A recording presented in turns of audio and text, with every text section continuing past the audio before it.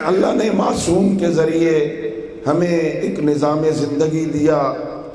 اس نظام زندگی کا پہلا سبق عقیدہ توحید. اللہ کو مانو.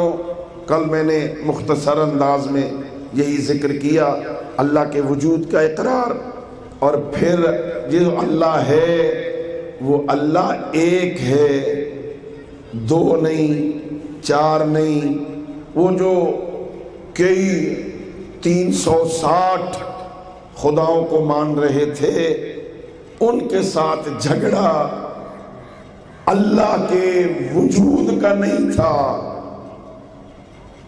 اگر صرف اللہ منوانا ہوتا تو جو 360 کو مان رہے تھے ان سے ایک اور منوانا کون سا مشکل تھا؟ 360 کو پہلے مان رہے ہو، ایک ہمارا بھی مان لو، یہ آسان تھا. اللہ کے نبی نے ایک اور نہیں منوایا، بس ایک منوایا ہے، بس ایک منوایا. لا الہ، بس ایک سے زیادہ. اللہ رب العزت شرک کو قبول نہیں کرتا. معرفت الہی جتنی زیادہ ہوگی اتنا بندگی الہی میں لطف آئے گا. بندے کو سجدے میں مزہ نہیں آتا، بندے کو نماز میں مزہ نہیں آتا، بندے کو سچ بولنے میں لطف نہیں آتا، بندے کو قرآن پڑھنے کا جی نہیں چاہتا، بندے کو زندگی میں احکام الہی پہ عمل کرنے کو جی نہیں چاہتا. صرف اس کی ایک وجہ ہے کہ ہمیں اللہ کی معرفت نہیں. معرفت خدا ہو جائے، بندہ یقین کی منزل پہ آ جائے. میں نے کل عرض کیا تھا کہ عقیدے میں یقین ضروری ہے. یہ جو باقی احکام ہے نا فقہی، اس میں شک پہ بھی گزارا ہو جاتا ہے. نماز پڑھ رہے ہیں آپ، تیسری چوتھی میں شک ہو گیا، ایک طرف تھوڑا سا احتمال بڑھ گیا، یہ تیسری رکعت ہے یا چوتھی، ٹھیک ہے، اسی پہ بنا رکھو، نماز ٹھیک ہے، گزارا ہو جاتا ہے.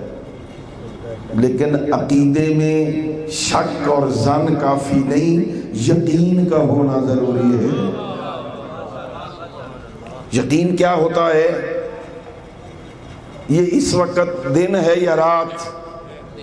اتنا مجو بند ہے بیٹھا ہے نا، 2 بندوں نے بولا، یہ 2 بندوں کو پتہ ہے دن ہے. دن ہے یا رات؟ دن ہے نا. 1% کسی کے ذہن میں ہے کہ اس وقت رات ہے، اسے کہتے ہیں یقین. جس میں 1% بھی طرف مخالف کا احتمال نہ ہو اسے علم کہتے ہیں، اسے یقین کہتے ہیں. عقیدے کی منزل میں 100% یقین ہونا چاہیے.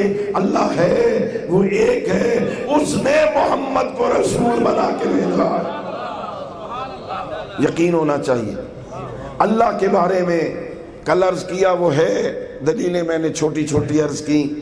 وہ اللہ ایک ہے اور اس کے 2 پہلو ہیں. پھر 1-2 باتیں اور میں آگے بڑھ جاؤں. اللہ رب العزت کی کچھ صفات ثبوتیہ ہیں، کل اشارہ کیا تھا میں نے. وہ قادر ہے، وہ حی ہے، وہ متکلم ہے، وہ صادق ہے، وہ مرید ہے. یہ اللہ رب العزت کی صفات ثبوتیہ ہیں. کچھ صفات سلبیہ ہیں. اللہ رب العزت مرئی نہیں، اللہ نظر نہیں آتا. اللہ نظر نہ دنیا میں نظر آتا ہے نہ آخرت میں نظر آئے گا. اللہ نے قرآن میں کہا، یہ قرآن کی بات ہے، یہ ہمارا عقیدہ ہے اور اس کی دلیل قرآن ہے. حضرت موسیٰ علیہ السلام کی قوم نے حضرت موسیٰ کے ساتھ اصرار کیا اور کہا، دیکھ اے موسیٰ، لن نؤمن لک حتی نری اللہ جہرۃ، ہرگز ہم ایمان نہیں لائیں گے جب تک ہمیں خدا دکھا نہیں دیتا.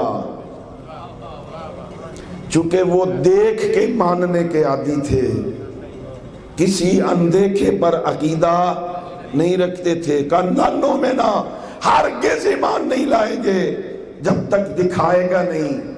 اللہ رب العزت نے کہا جا موسیٰ ان کو کہہ دے لن ترانی، تم ہرگز مجھے نہیں دیکھ سکتے۔ انہوں نے کہا ہمیں دیکھنا ہے، اللہ نے کہا نہیں دیکھ سکتے۔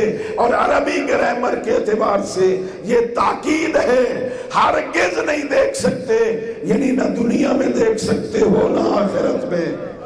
اللہ نظر نہیں آتا، جو شے نظر آتی ہے نا وہ سامنے ہوتی، پیچھے ہم پیچھے نہیں دیکھ سکتے نا۔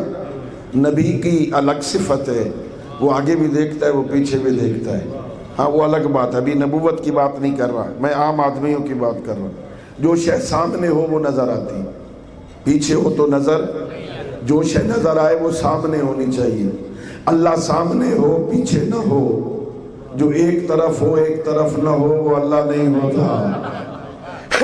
اللہ نظر شے وہ آتی ہے جو جسم رکھتی ہو، جو جسم رکھتی ہو وہ اعضاء کی محتاج ہوتی ہے، اور جو اعضاء کا محتاج ہو وہ اللہ نہیں ہوتا۔